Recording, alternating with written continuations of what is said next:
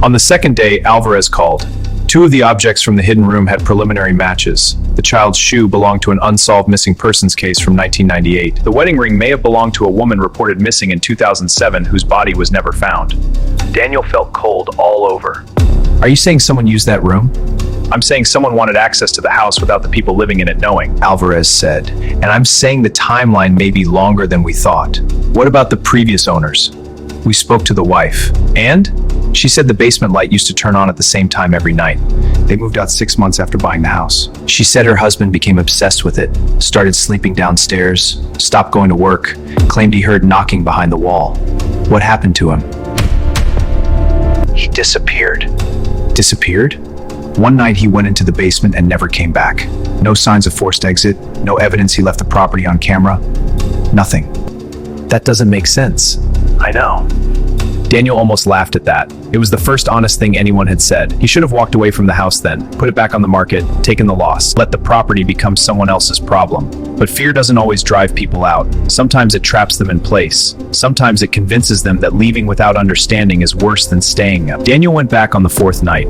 Not because he felt brave, because he felt angry. The house had taken too much of his mind already. He wanted control back. He wanted one clean explanation. The police had sealed the hidden room as part of the investigation, but the basement itself was still accessible. Alvarez told him to call if anything happened. Daniel promised he would. He was lying. At 1:55 a.m., he stood at the top of the basement stairs with his phone recording. Every light in the house was on, every room checked, every exterior door locked. He had placed flour across the basement floor earlier that evening, thin white lines near the wall, the stairs, and the sealed hidden door, something old movies taught people to do when reality stopped behaving. At 2:16, nothing. At 2:17, the basement light turned on. Daniel was already staring at it, phone aimed, breath shallow. This time there was no camera glitch because he wasn't relying on one. He was there, watching, and he saw it again. The switch rose by itself. Click. The overhead bulb flooded the basement in pale yellow light. Then from below came the 3 knocks. Daniel did not run. Not this time. He went down, slowly, phone shaking in his hand. The flower lines remained untouched. No footprints, no drag marks, no disturbance anywhere in the dust. The hidden room door at the back remained police sealed. The knocks came again. Not from behind the hidden wall, from beneath the concrete floor. Daniel stood perfectly still. There are moments when fear changes texture. It stops being panic and becomes certainty. A solid knowledge that something is deeply structurally wrong.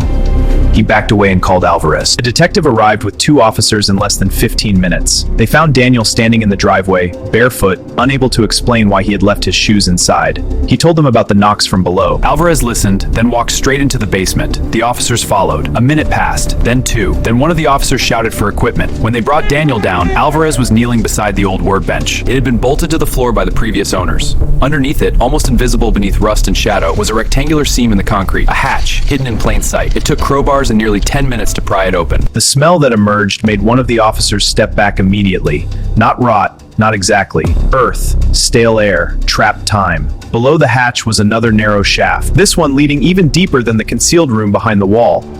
A tunnel no adult could comfortably stand in. At the bottom lay a small earthen cavity reinforced with wood beams blackened by age, and in that cavity, illuminated by police flashlights, were bones. Human, more than one set, some partial, some nearly complete, mixed with scraps of fabric, rusted buttons, and what looked like old electrical components. Daniel turned away and vomited onto the concrete. The forensic team would later estimate the remains represented at least 4 individuals across different decades. The oldest may have been there over 30 years. The most recent was much newer. Recent enough that Alvarez did not initially want to tell Daniel.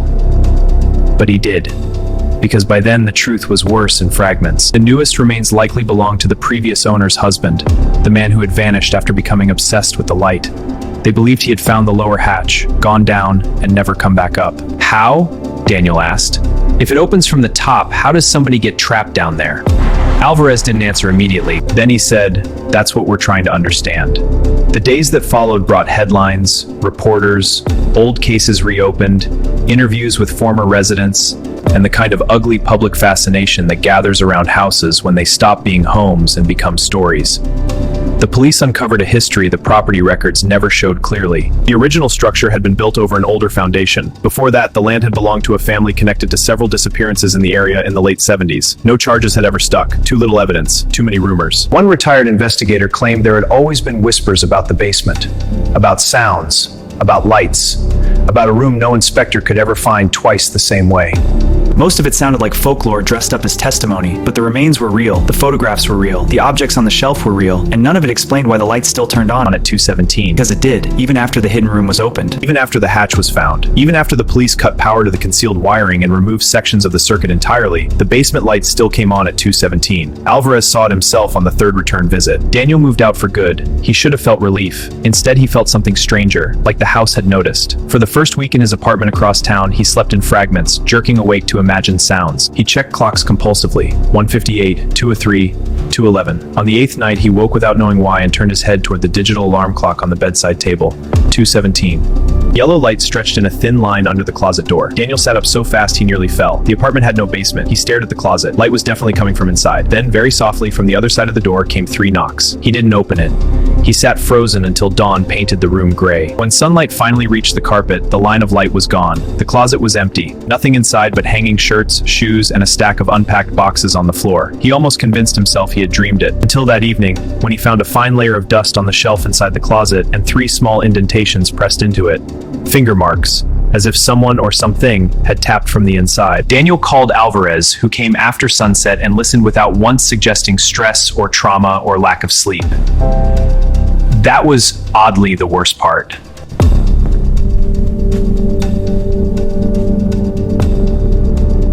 You ever take anything from the house? What? Anything, photo, object, souvenir without meaning to. Dan remembered. The photo. The one taken from below the basement stairs. He had slipped it into his coat pocket the day the hidden room was first opened, not even consciously, just needing one piece of proof for himself before the police bagged the rest. He hadn't told anyone. He retrieved it from a kitchen drawer where he had left it under a stack of mail. Alvarez studied it in silence. On the back, the faded ink still read, "They always hear it eventually." "You think this is why it followed me?" Alvarez didn't say yes. He didn't say no. He simply held the photo by its corner, like something contaminated, and said, "We should get rid of it." They burned it that night in a metal barrel behind the apartment building. Daniel watched the paper curl, blacken, and collapse into bright orange edges. For the first time in weeks, he slept without waking. No hallway light, no knocks, nothing at 2:17. 3 quiet nights passed, then 4. Daniel began to feel embarrassed by how much power he had given the fear.